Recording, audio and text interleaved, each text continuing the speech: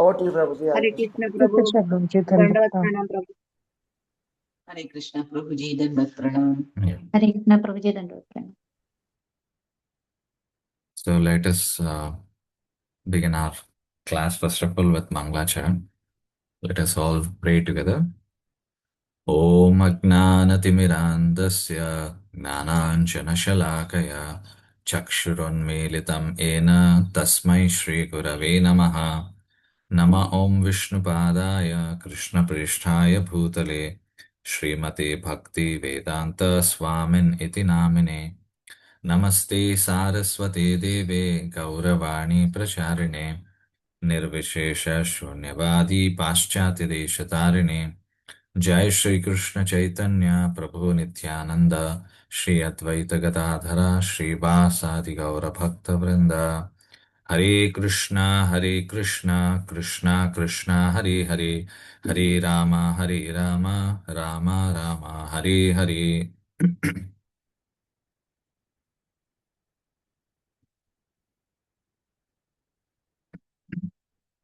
Hare Krishna, welcome all the devotees. Hare So, Krishna प्रभु जी, धन्यवाद that प्रणाम। is so today is very, very auspicious spiritual day for us because we have been running these classes daily basis, and this is the reason we have come to Krishna consciousness. So today is the very auspicious Moksha Ekadashi, and also the appearance of Bhagavad Gita. So Gita Jayanti. So today is when Lord Shri Krishna spoke to Arjuna 5,000 years back. And we being connected to this parampara, so the original teachings, the original spiritual master, Lord Krishna spoke to Arjuna so long back. And today we are here, we are attending daily classes, listening, and this is the main reason that we have come to Krishna consciousness, and we are trying to implement, practice these principles in our life. So we have to be very thankful, and we have to chant more. Today we have to read shlokas, so many activities. So this is a very, very special day for devotees, those who claim devotees of Lord Krishna. So there are many festivals, occasions in a year, and this is the most important because of these teachings, which has changed many lives across the globe. Lakhs and lakhs of people who have been coming to Krishna consciousness through Srila Prabhupada books. So spreading this Bhagavad Gita, distributing the Bhagavad Gita books across the globe. So let us all immerse, absorb into this ocean of bliss, the knowledge which nobody can give, and very mercifully, very easily translated and able to understand in a layman's language. Srila Prabhupada gave it to us. Okay, so let us understand today's occasion and why, what the subject matter is. So, okay. So today being Moksha the Ekadashi, this Ekadashi is also mentioned in Brahmanda Purana. So most of the Ekadashis originates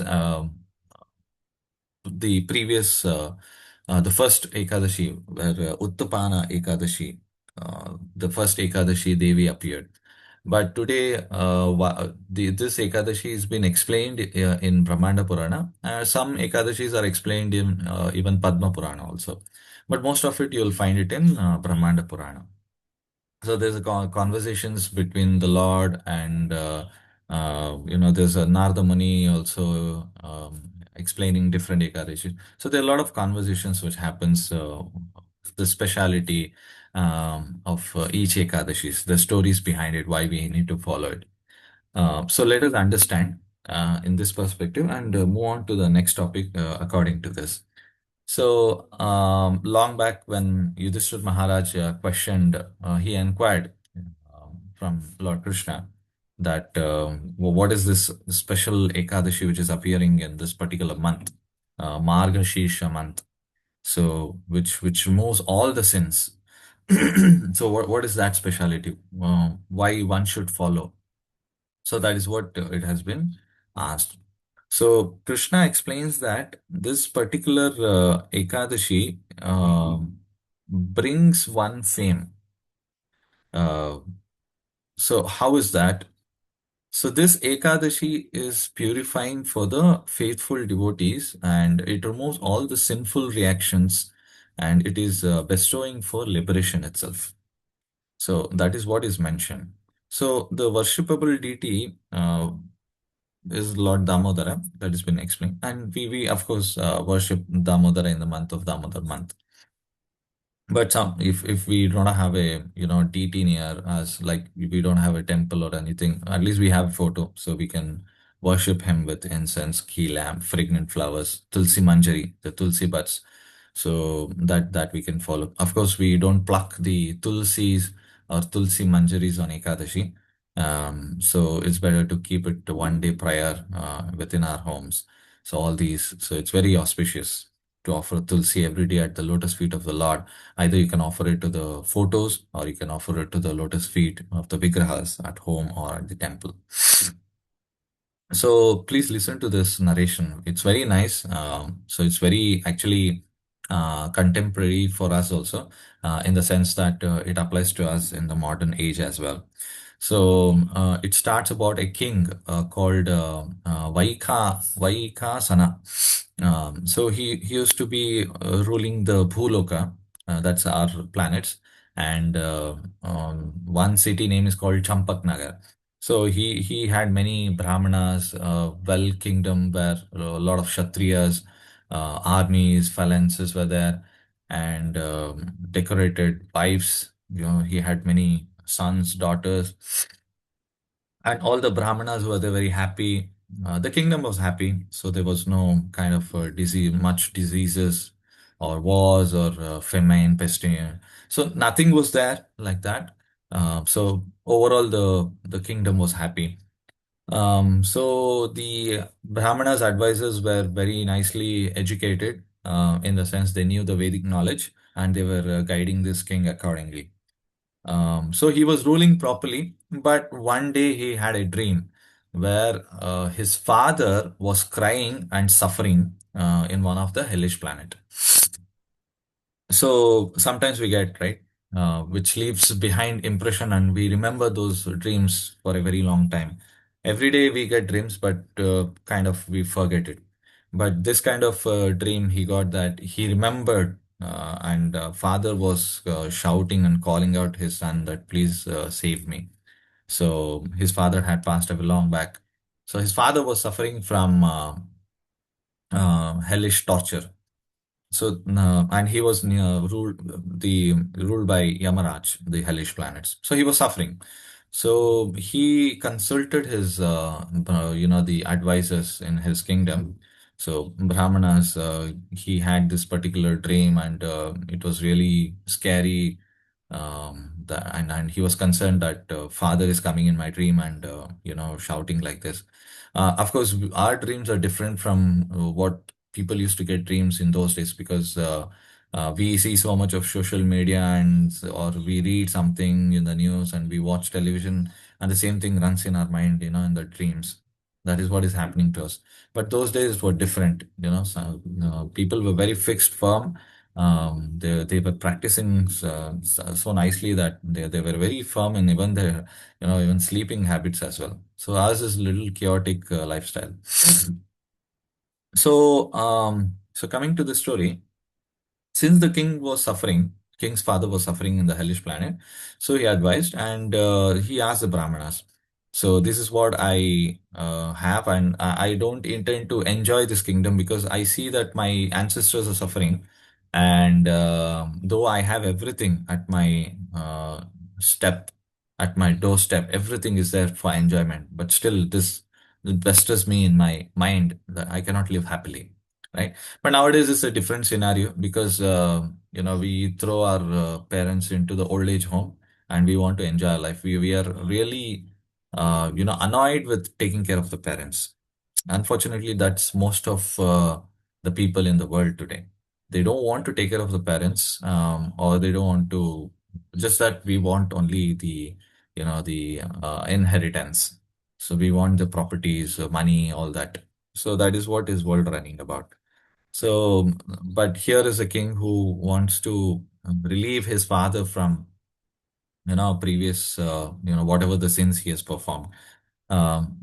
We do not value our parents, our elders when they are alive, but we will very nicely perform the yearly pujas for them. That we do very nicely. But when they were alive with us, we fought a lot, we argued, we sometimes hit them. So this is how people are today. And we, the brothers, they don't take care of parents. One will say you take care, the other says no, no, you take care. So finally they end up, they in front of them we talk like this, because I know certain stories like this happened. So the parents also feel sad that we took care of them so nicely. We struggled so long, so hard, we did our duties properly. Now when the time came, they don't want to take care of us. It's a very sad story in Kali Yuga, these things happening. So, anyways, so though this king had Vaikasana had so much of wealth and pleasure, everything at his doorstep, but still he was unhappy. So the Brahmanas recommended him to go to a nearby hill where there was a Devarishi, Parvata Muni. So Parvata Muni is a very celebrated rishi in the Vedas. So he has been associate of Narada Muni also. He is also a spaceman, just like Narada, how he can travel anywhere. So Parvata Muni also is like that. So he was residing nearby. So since they mentioned that he knows the past, present, and future, so you can go to him and ask for a remedy, how he can relieve his father from this misery. So he left his kingdom. He immediately started on his with his troop to find this ashram, and he went to Parvatamuni. And in fact, Parvatamuni had other rishis also with him. They were getting trained. They were associating with him. So they were learned sages. They were expert in chanting the sacred mantras from all the four Vedas. So he went to the ashram and he fell at his feet and begged for his mercy. There was greetings, exchange of greetings, and he asked the welfare of the kingdom. So after all these things, he asked the purpose of visiting this rishi. So that's when this king explained about the horrific dream which he had about his father, and he wanted to somehow relieve his father from this misery, and he wanted to know the source of this misery as well. So the Muni went into a trance meditation. He meditated for a while, and then when he completed his meditation, it was startling that he said that your father was sinful in his past life. That's why he's suffering. For a reason that when your mother was one time during her periods, okay, monthly periods, he forced her to have sex. So it's very, nowadays people encourage, on social media that intercourse during the consummation during the periods is very good for health, all these things, nonsense they speak. But Shastras say different. Okay. So here we understand from the scriptures that during that time she, resisted and she told to not enforce upon me. And this is very sinful, but he did not listen and he enforced upon that. So because of that, he had to go through this reaction of going to the hellish planet. You just see that, husband and wife, consummation, also something like this, we have never heard that it leads to something ending up in a hellish planet.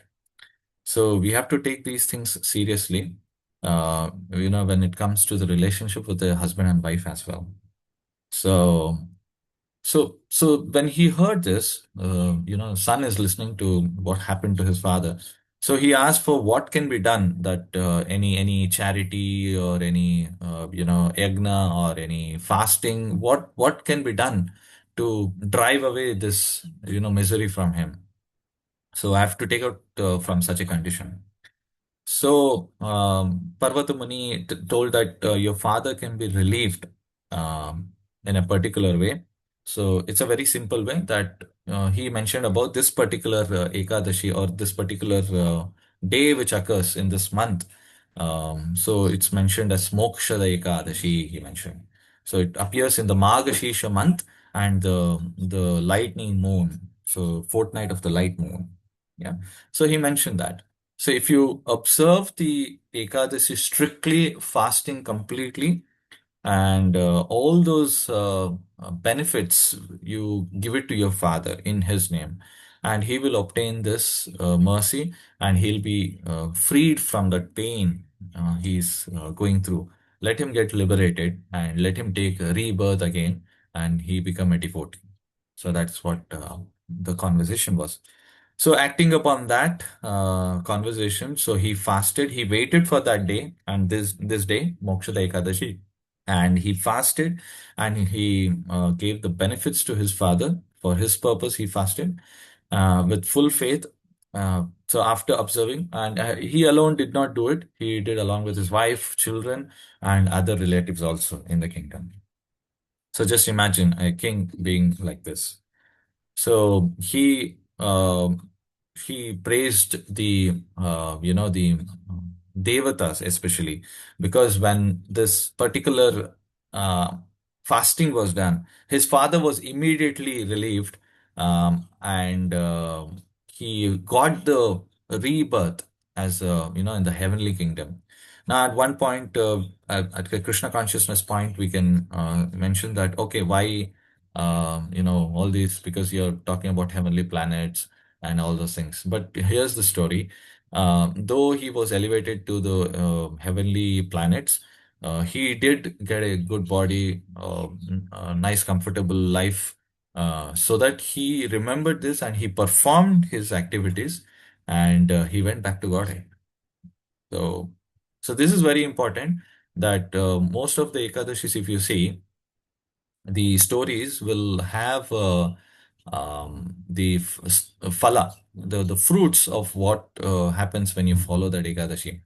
But the encouragement is to understand this. These are all like byproducts, the effects of performing the Ekadashis. But our intention, our goal is not just because of these purposes we fast, but to understand that we have to please the Lord and we have to improve in our sadhana. So for a sadhaka, this is very important. So what do we understand from this particular story is how to maintain a family balance between our spiritual practices and our marriage. So for a successful marriage, we all understand now from the information we get nowadays that everyone will also agree that the divorce rates are very high in our country. Some European countries, like for example Portugal, the divorces and marriages are equal. So that means it's very, very, like you get married and you get divorced very soon. So the ratio is equal among 1,000 people. So and even in our country, the breaking of marriages is happening. We hear among our relatives and the new generations, the present generations, which is going through this. So they're getting very much into these kind of activities. There are many reasons for this, not one reason why marriages break. Okay, there are many issues which comes up, which elaborately I cannot discuss here. But what is the purpose of this with our spiritual practice? How does it affect our spiritual practice? So first of all, as devotees, we have to understand that when we are practicing, when we are reading the philosophy, there's something which is going through our head, and we are trying to absorb and understand. Now, there's something which the other partner also will not be able to understand. They'll not be able to at the same level what we are going through. So we have to respect each other. So we have to understand our spouses. So be it a husband or a wife. So that is very important. So the um, one of the spouses or both of them are not happy in a divorce cases. Most of the divorce, but such statistics are surely not very inspiring. Hearing these news, even among devotees also, we hear a lot of things happening like this. So though in Bhagavatam, we see that most of it speaks about renunciation talks about how family, relatives, everything is Maya. So many things we read about, when we read Bhagavatam or any passages from, the scriptures as well. So how important is, but let me tell you that in Bhagavatam itself, there are teachings how a family has to be maintained, a well cultured, a spiritual family. So a very famous story is about Kardama Muni and Devahuti that we have all read, understood. But there is a less, known about married life of Priyavrata and Barhishmati. Wife is Barhishmati. Priyavrata is the son of Swayambhuva Manu. Swayambhuva Manu. And he is the brother of, younger brother of Uttanapada. So he becomes, Priyavrata is the uncle of Dhruva Maharaj. So we all know the story of Dhruva Maharaj. So let us understand through the Bhagavatam how this is. One thing we have to understand is Priyavrata initially he was reluctant to get married. He did not want to rule the kingdom. Even he did not agree with his father. So Manu had told him to take charge of the kingdom, get married, but he was refusing because he was completely devoted. He knew all the science, spiritual science, so he did not want to get entangled into material life at all. But at the request of Lord Brahma, he himself came from Satyaloka uh, to this planet, and he wanted to, guide him that how important family life is and what is the purpose. So one of the, the shlokas in fifth canto, the translation also, it says that when Priyavrata used to just fix his, the arrow, on the bow. So with his powerful arms. So the opponents used to get scared and they used to flee in fear. So that is what is said. But at the same time, he was a very lovable husband, Barhishmati, and it also mentions that the increase of the days they spent together, so the love increased. Now today's definition of love itself in a marriage is different. We cannot compare it with what scriptures say. Today's love can be having more sex.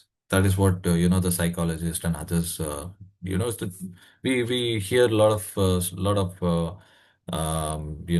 the advisors and short prep talks. So many things happen. So that is all nonsense. But here, in a different way, it has been mentioned what exact love is. So she used to dress up herself and encourage her husband. She used to do everything for the husband, smile, laugh, and encourage whatever he was doing. And that's how Priyavata was increasing his energy. Though he is a very great soul, it appeared that he was attracted to his wife outwardly, but inwardly he was completely devoted to Lord Krishna. He was completely devoted. So it's kind of a contradictory that he's behaving like this, but internally, how does it happen? How does it happen? We have to understand it's a different path, different platform one can go on. So Priyavata being so powerful, he did not have to fight. Just by his presence, his enemies used to flee. But at the same time, he's a very great devotee, and he's been a loving husband, taking care of wife, children.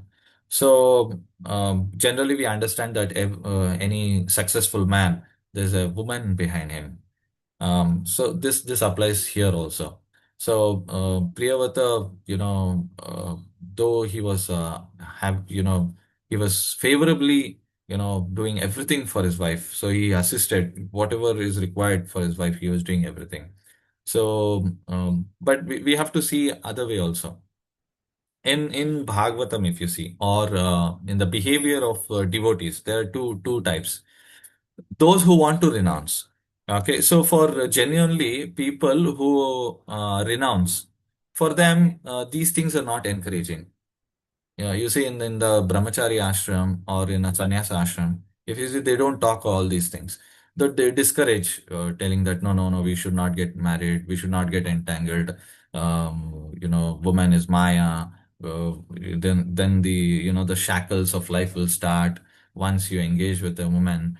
Family life starts, so you're getting entangled, money, so much trouble. So there's no peaceful time for remembering the Lord. So many things happen. So that way preaching is different, because to keep them in that ashrama. So for different ashramas, there are different preaching. So please remember, devotees, since we are all here married, so we should understand what our status is and how should we should continue our way of spiritual practice. So for them, for a renunciate or the one who's living in ashram, for them the real encouragement is waking up early, chanting, reading scriptures together, so on, so on. Of course, we also have that, but in a different manner or different way we deal with that. So when we speak of material activity, we are very much into earning money, enthusiastically going to job, performing our duties. We do so much. Our goals is like we have to meet our ends. We have to earn. We have to take care of the children. We have to provide them whatever is there, wife and children and parents, relatives. So many things, our responsibilities are on our shoulders. Even demigods also do this because most of the demigods are married and they are into grahastha ashram, and everybody since married they perform these duties. So Prabhupada in his purport he writes that to maintain such a life of strict vigilance, one needs encouragement from his wife. You see, Prabhupada is mentioning this in the Varnashrama dharma system. Certain classes such as Brahmanas and Sannyasis do not need encouragement from the opposite sex. So especially the Brahmanas and Sannyasis in those days, it did not require to go to any woman at all. So that was kind of association. The rishis and the sannyasis, that's how they lived. But Prabhupada is mentioning about kshatriyas and grahasthas actually need the encouragement of their wives in order to execute their duties. So this is very important. Even Sri Chaitanya Mahaprabhu personally admitted that grahasthas must live with wife. This is very, very important. Now, in Priyavata's case, what happens is they were loving so each other, and he knew about his status because earlier he did not want to get married, but afterwards, being reluctant, then he was forced into it, but he accepted. But still, he was a loving husband. He did his duty. He understood the responsibility as a husband. Um, so it applies for everybody, not only 1 or 2%. It applies for everybody. So in this matter, properly executing family duties is very, very important, and is the source of inspiration is each other. Husband talks very nicely, plans nicely, and the same way wife is encouraging. Yes, yes, she has also say points together. There are certain marriages where whatever husband says, whatever I say, you have to follow. You're at my feet, you know, you're my dasi. So that kind of attitude also is there in certain marriages. That's where, a lot of relationship happens. Interesting thing is in India, most of the marriages break, but they are not reported. That means whatever the statistics we speak about is happening in the courts, and based on that, we are giving a number. But there are so many marriages which break and they just live apart each other. It's not happening in the court. It's just happening in the society. So we don't know how many it's happening nowadays. They just go apart from each other, and they just continue because everybody is earning. The woman is earning, husband is earning. They're just out of the court. They didn't even enter the court. They're just living, and that's why so much of remarriage is happening, so much of divorce cases happening, because one of them will have fault, the way they behave. So of course it doesn't mean that we will be expecting that my husband or wife should be completely free from fault. It never happens. You will have trivial issues, small issues which can become big, but end of the day we have to reconcile our issues, and sit and talk to each other. What went wrong? How can we improve ourselves? That kind of a talk is very much required between husband and wife. Even I also have these kind of issues. Even my wife also has that. So as a husband and wife, we go through this. We fight, in front of the child also. Then we again rethink, we should not do it. The child is there, they're watching us. What do they think? And again, we said, okay, let us change the way we have, maybe I was shouting, or maybe I raised my voice, or something which I had not supposed to be spoken, but I spoke, or my planning was not good. So many things are there in a family life. So that's very important. And especially, the both men and women in those days knew this art, how to handle each other. So how to cater to both of their needs. So that was very important in those days. Just a second, somebody is.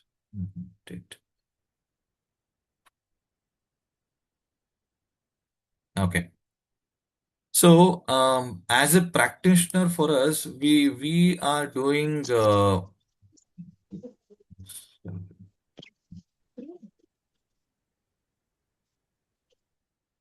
Okay. So, as a practitioner, when we chant, when we read, and all these things are we are doing, but we have to also make sure in back of mind that we have to give time to our family as well. Now, time to the family doesn't mean that everybody sit in front of a cinema hall or in front of the TV and you don't talk to each other. It doesn't work out that way. So you have to understand each other. That's what is it. But today's, family going out means let us go to a movie, or let us go to some shows, something like this. But more and more men and women, though they are enjoying so much, they are earning so much, they are enjoying so much, but they end up fighting and getting separated so much. That's happening. So there's for the successful marriage. And one of the articles I was reading that a psychologist was recommending that. For a bonding of husband and wife, more physical intimacy is required. That is like truly opposite of what I have read in the scripture. So your physical intimacy will not judge the bonding of a marriage or a successful marriage. If we have to go to that statistics in the Western countries, people are just cheating each other. So that's why more and more, because one is not satisfied with the woman, he'll go to another woman, or same thing with the husband also.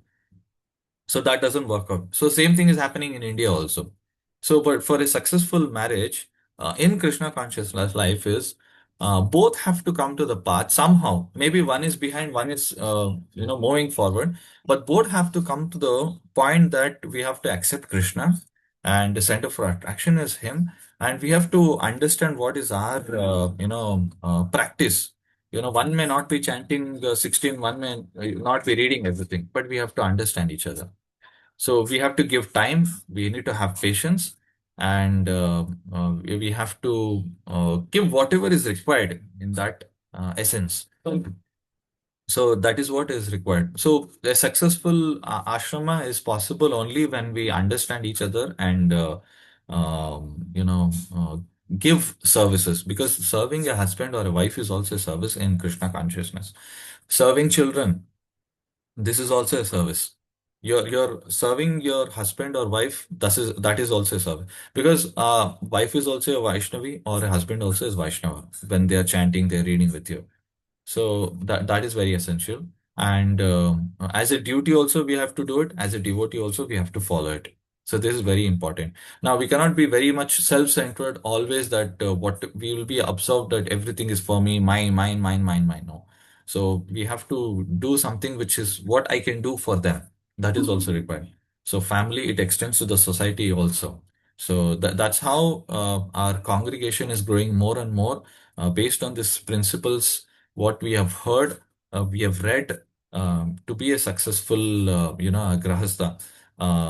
So Srila Prabhupada did mention that in the future, because those days there were only in temples, devotees used to stay, and it was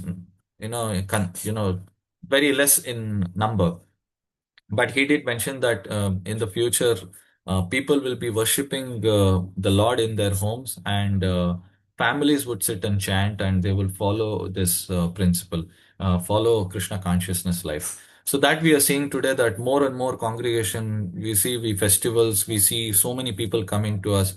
Here and there, brahmacharis are there in the ashram, but more and more congregation itself will come. So we see each other, we talk to each other in the temple, we understand each other's problem, and we also take guidance. So this is very essential and important in our life to be successful in our marriage. So slowly we can progress in our Krishna consciousness life. So this story was very important, connected to this, the talk which I gave for this class for essential marriage life. So I'll end my class here. It's already more than 5 minutes. Thank you very much. I'll meet again next time. Hare Krishna. Dandas Pranam, devotees. Hare Krishna, Prabhu. Thank you very much. Dandavat pranams. Hare Krishna Prabhuji, I just have Hare a Krishna. query. Thank you. Hare Yes, Krishna Mati. Prabhuji. Prabhuji, I'm a practicing devotee and I'm reading Srimad Bhagavatam regularly. So what Prabhupada says in Srimad Bhagavatam is that you should for the fertile period of a woman is after menstrual cycle.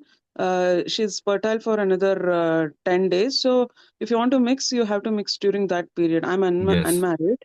So if Yes. you want to mix, you have to mix. And also in Srimad Bhagavatam, it is mentioned that monthly, only to beget the children, that is Krishna conscious, to produce Krishna conscious children, you have to mix, is what is Yes. Srimad Bhagavatam says. And also Yes. you're not supposed to use contraception also. Yes. That is Yes. also Srimad Bhagavatam says you're not supposed to use contraception. Yes. Yes, Mataji. But I also read Kardama Muni and Devahuti, they are husband and wife.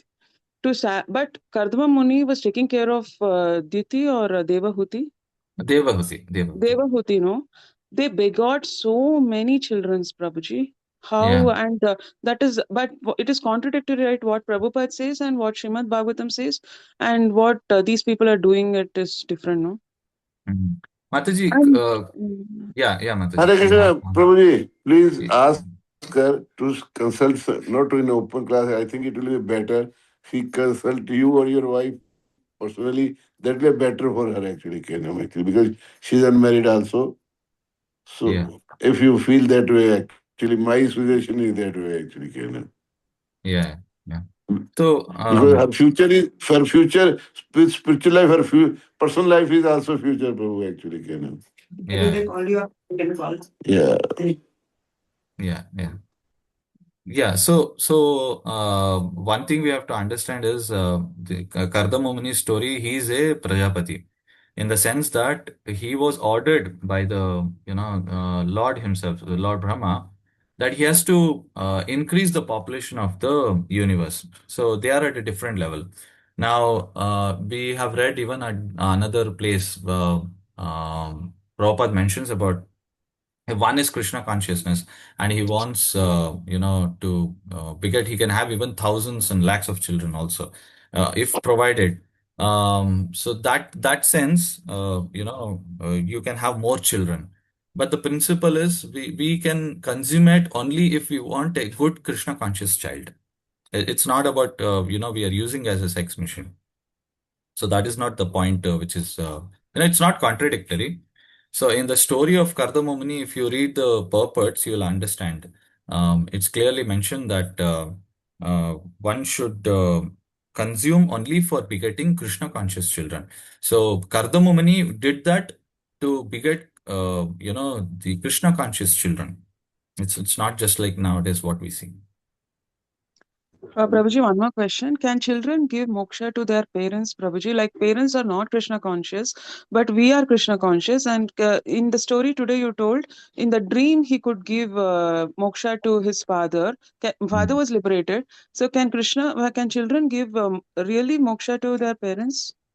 Hare Krishna, Yes. Prabhu, before you answer this question. Yes, Sumanta Mataji. But, Prabhu, Kadama Muni's children, all the 9 daughters are exalted, married to rishis. We even talk about Ansuya today. And the Lord himself came because the Lord promised that he will come, and Kapil Dev was Kapil. Kapila So, will come there, we don't have that insurance that assurance that our children are going to be like the Lord. Yeah.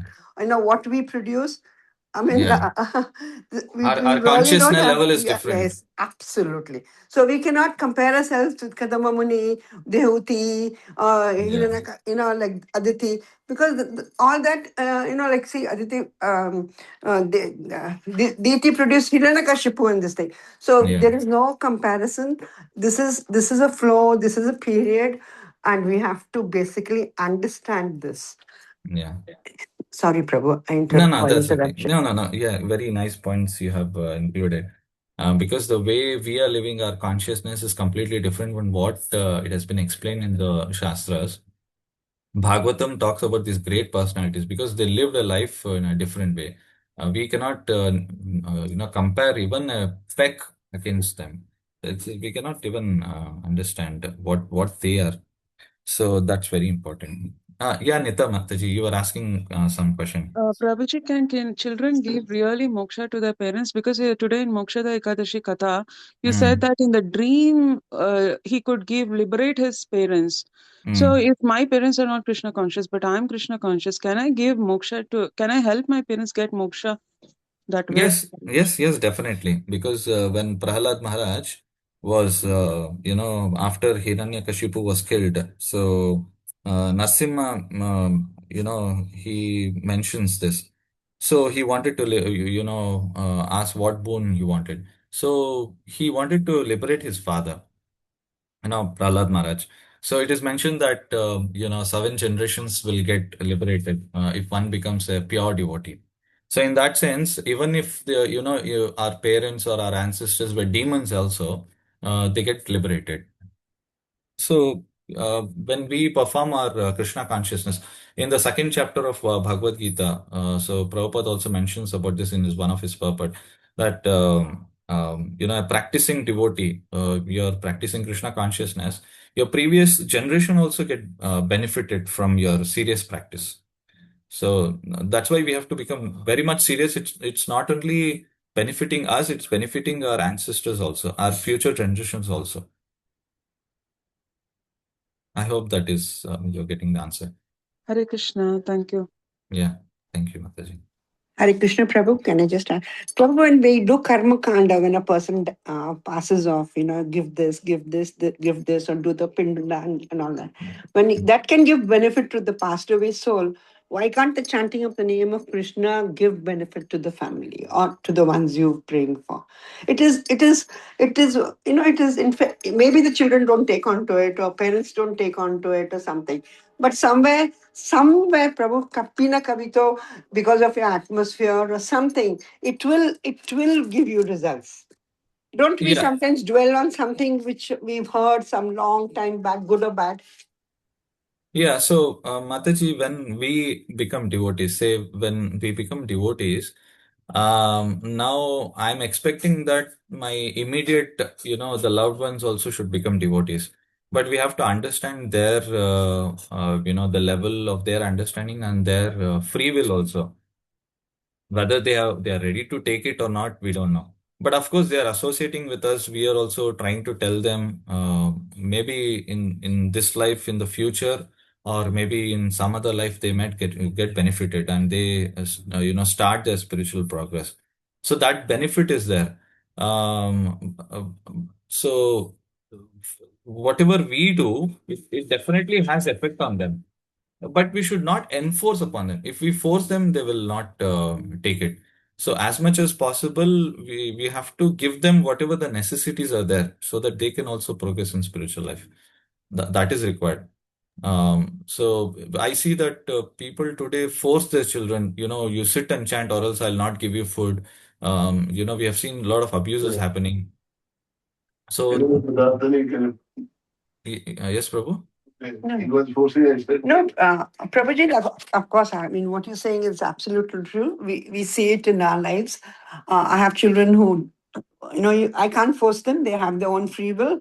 I mean, they're not into it. The theory is so different. One life we want to, very, very fine. I know of a devotee who was forcing his child, that you have to chant. I won't take name, and then Prabhu spoke to him and he said, see, if you force him, he'll revolt. Yes. And he says, try explaining it. And Prabhu, today the child comes to every this thing. He plays the mridanga. He goes to Vrindavan Mayapur to listen to the bhajans.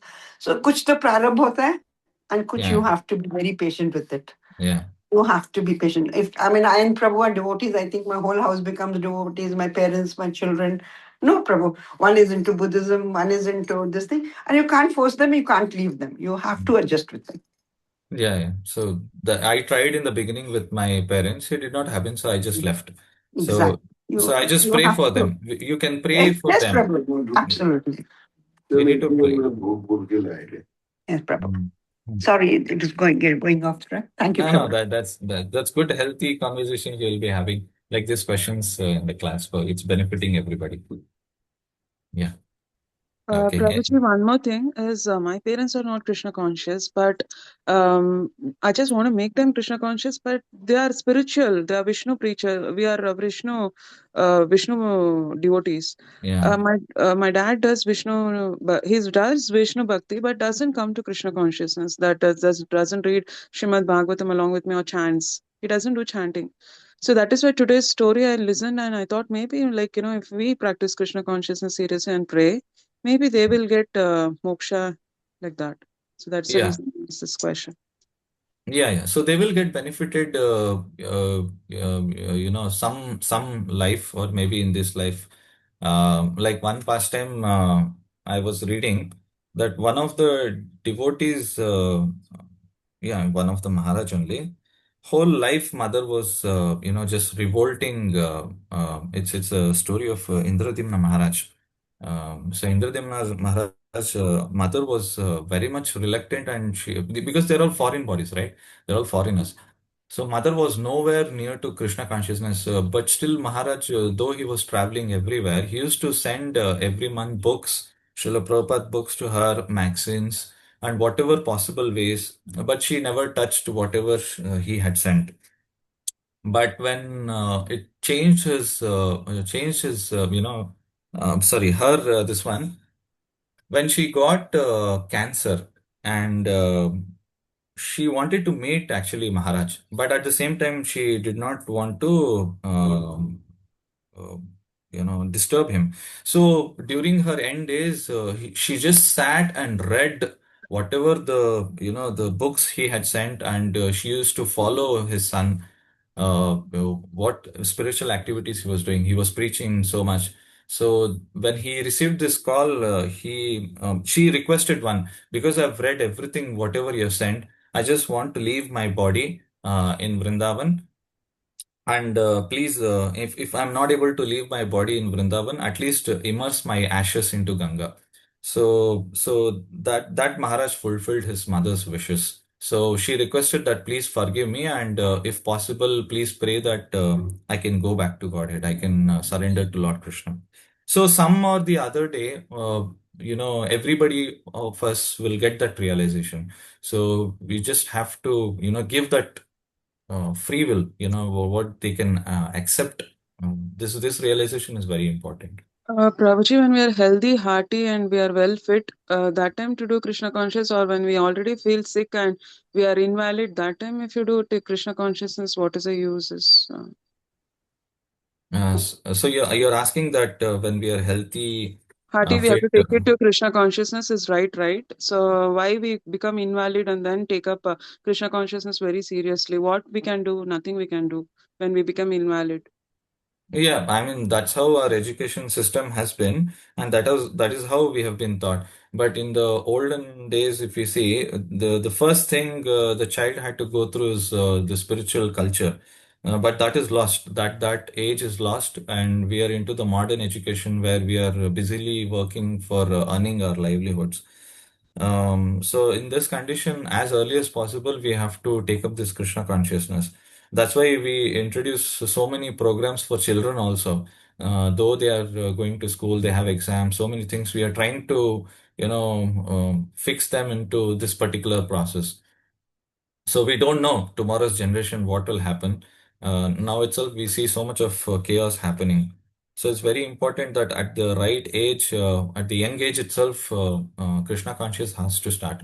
Or else at the end of the our last breath, it will be very difficult to remember Krishna. Because Kulashekar Alvar, like yesterday's class we were listening. So Kulashekar Alvar is one of the Alvars.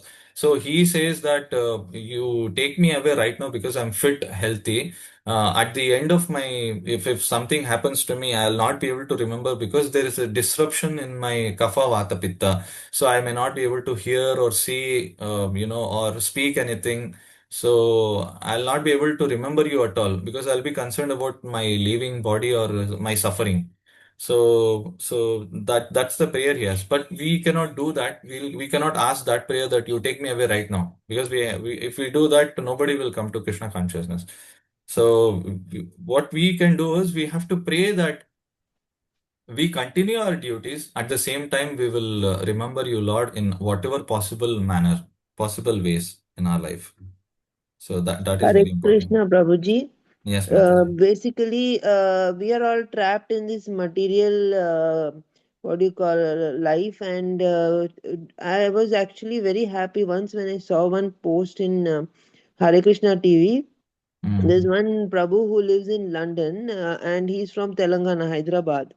Okay. He said that he got into Krishna consciousness out of just an accident.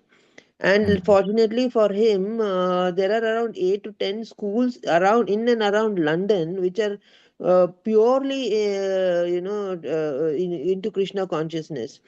Now, he says, being in Hyderabad, I don't have the facility to send my children to uh, Krishna conscious schools, but I'm so happy that in London I'm having the facility. Then why I'm feeling ashamed, Prabhuji, when I read that we have so many ISKCON temples here. Why don't we have something like ISKCON conscious, I mean Krishna conscious schools or Krishna conscious hospitals, where you just keep I mean, schools is compulsory, Prabhuji. I'm seeing the kind of students around me, like they are like they wear what kind of clothes? They're doing all that Halloween and all those things, come and disturb you at night. What is this nonsense going on? It's already now 100 years. How many years Prabhupada has been with us?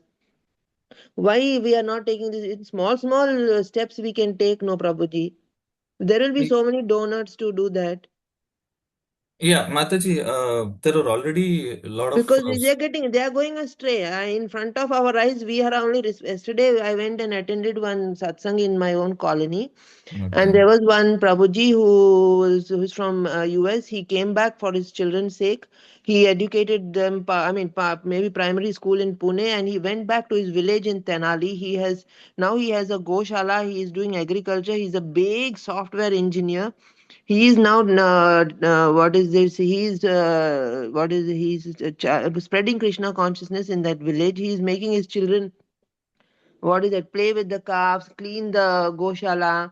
And we should have these kind of role models. Very few are there, extreme. You just, I think, one or two. Why aren't we following Krishna, Srila Prabhupada's words? And we have big nice Krishna conscious villages in some countries. I've seen in Australia, in Holland, and all those things, where really communities are coming and really serious about their agriculture, their food, and all those things. Why we don't see this in India? We're supposed to be the Punya Bhumi. We are just going with the flow. ठीक है, जा रहा है, मेरा बच्चा जा रहा है, जाने दो, मैं कुछ नहीं कर सकती हूँ, ऐसा कैसे चलेगा? Yeah, yeah, नहीं Mataji. चलेगा ना. Yeah, Mataji.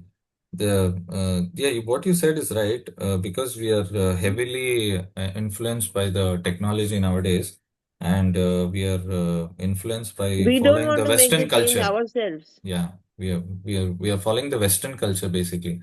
So we I was denounce the Vedic ashamed when culture. that Prabhuji said, Mm. I don't want to go back to Hyderabad. I'm happy in London because I have 8 to 10 schools here and my children are in Krishna conscious schools.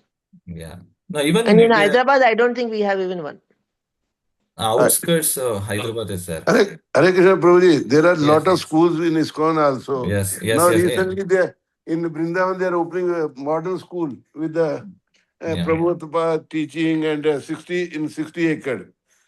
Only Yes. parents has to decide where they wants to give education to their children actually. Yeah. So that is Yeah. the most important now actually. Yeah. Yeah. Because now Yes, it sir. has come chi- parents feel that children has to excel everywhere and they have to be live on service. These things are mostly is thought for future actually. For that children parents are hesitate to send children in these schools actually. Mm. Yeah, correct, Prabhu. We do have a lot of schools, No, no, hospitals. Krishna conscious parents are not sending. That is what I'm surprised. The facilities are less Other as that. parents forget. Yeah. Others will not. But We Prabhu, will there give. are other problems also. For that, use? We can't discuss so much. In these things actually? There are a lot of other problems also. Okay, parents doesn't know what to send children to in hostels and like that way. This is a lot of things are there actually. Yeah, a lot of challenges also A there. lot of challenges are there. Lot of Yeah, challenges. yeah. It's not easy to run a school, what I have seen, because I've come from education background in the past, so it's very difficult. A lot of challenges are there. So our bureaucracy is so much that it makes us impossible. But of course, there are successful schools in India, which is run by ISKCON and Krishna conscious based. But one thing here in now today's so many attendees are there. One thing is though you're sending your children to the normal schools, even parents should spend their time with the children at home at least half an hour or 1 hour daily. You can engage with them, sit and read Krishna conscious books. For children, it is readily available in all the ISKCON temples. So there are a lot of pastimes related. So that's how we can sit and read along with it. I see that today's parents, both of them are though working from home or in the office, they are not available at home. Children come on one time, parents are coming on one time. So they just see that they finish their homeworks and eat well and go to sleep. But are we actually spending at least an hour with the child? We just scold them, you're doing this, you're nonsense, you're brainless, all these things we are doing. We are not really looking into what the child is going through. So we have to sit with them, talk to them, and read with them. So we have to sing with them. We have to encourage in that way. So lot of children in the city, their parents have. I've seen personally in Bangalore itself that children are so cultured. They come to the temple. They do so much of service. They're so much encouraged, and I was surprised that they at this particular age, be it 8 or 10 age, they're chanting 16 rounds. So there are children like that who don't go to Krishna conscious schools. Going to the normal school also, they've picked up like this. It's all about how you have done your parenting. So that depends on how parents interact with their children. And I give example in our temple, Krishna Prabhu, Yes, yes, bro. that one student is a devotee's son. Yeah, He goes to school in North Krishna and he started preaching to his friends actually. yeah, They yeah, are also turning to devotees actually. yeah. That we have seen, Prabhu. Yes, when I Yeah. was teaching, we used to, I've seen Krishna conscious children. I was going to a normal school, a tech school. The children used to preach to each other, talking about Ekadashi, talking about stories. So it depends on how children have been taught by their parents. What you feed your children, that's how they are going to become tomorrow. Were you a teacher, Mm. Prabhuji? Yes, Mataji. Earlier, it was like 12 years back, I'm 12, also a 13 teacher, years old. Prabhuji. I'm also a teacher. Thank you so much for patiently answering my questions. Even Uncle Kesha Prabhuji, Sumantra Mataji, thank you so much. Kalyani Mataji, Hare Krishna. Yeah. Thank you. Thank you so much. Okay. Thank you so much, all the devotees. We'll Thank you, meet all again. devotees. Thank you, Hare Prabhuji. Krishna.